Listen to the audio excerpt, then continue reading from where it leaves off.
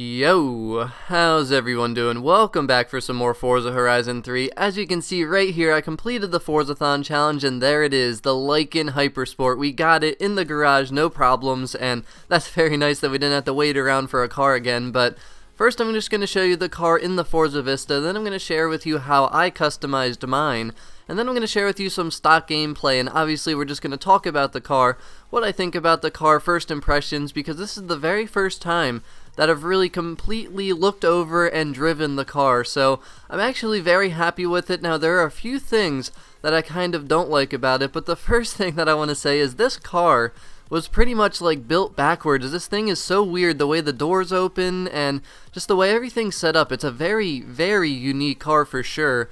And it's a European car. I looked at the kind of history description thing of the car, and I thought at first that it might be an American car, but I was definitely wrong. It's a European car, and I have never seen a car that has scissor doors that open like the reverse way from what the normal way is. It's like a backwards scissor door, and the shifter on the inside, like, what is that thing? That is so weird. I mean, this car is such a weird looking car, but it's actually a pretty cool car overall, and I really like the design of it. It's definitely unique, and it's definitely something you don't see every day. But I will be sharing some gameplay at the end where you can just hear the sounds of the car, where I won't be talking at all. I want to hear everyone's opinions of the car, and you know, what you think of the sounds, the looks, the performance, and I'm going to start talking about my opinions of it. Now, like I said, I think it looks really cool. Now, it's built really weird, the way just everything opens up and just the way it's designed. I mean, it's kind of similar, like the back end right there, like the raked window. I think that's how you kind of describe it. It's kind of like the Lamborghini. It reminds me of a little bit, and I really like that.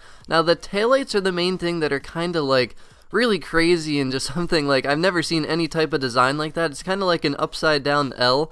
And the spoiler comes up out of the car, which you're starting to see that a lot more with some of the newer cars nowadays. But in terms of performance, this thing, it's good and it's bad at the same time. Now, in terms of braking, I mean, this thing has really good braking. When you watch my gameplay, you'll be able to see how quickly this thing can brake, and I avoid a lot of collisions and things where I should have hit something but I didn't, because the car can definitely brake really well, and it has good handling too. Now, keep in mind, I drove this thing completely stock. I have not added any performance upgrades at all. All I did is customize the looks of the car, and with that being said, I think the handling characteristics, like I said, they're there. I mean, the car handles very well, really good braking. I think the braking is probably the best feature of the car.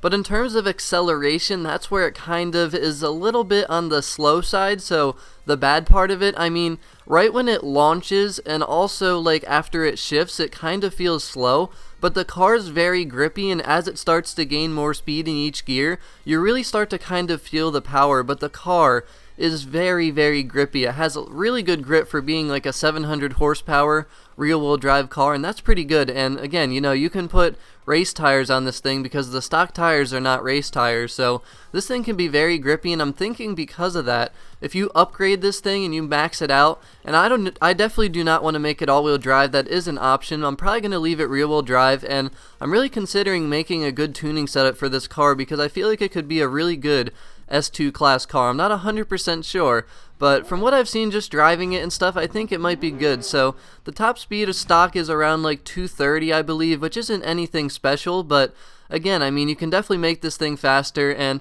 I think it can turn into a pretty good car. Now, we're going to have to see, because compared to other S2 cars, it might kind of be lackluster, but I mean, I think it has potential, so I'm just going to let you enjoy some gameplay here, see what the car can do stock, and I'd like to hear everyone's opinions now that everyone should be able to get this car for free. And the car, by the way, one thing I didn't talk about was the sounds of the car, and it has like a nice deep sound, but it's kind of like a low and quiet sound. It's not really like one of those like really attractive sounds. Like, it's nice, but it's not that nice. It's just like an okay sounding car. So I'd like to know what everyone else thinks about that and just about the car overall in general. But thank you very much for watching. I really hope you enjoyed the video.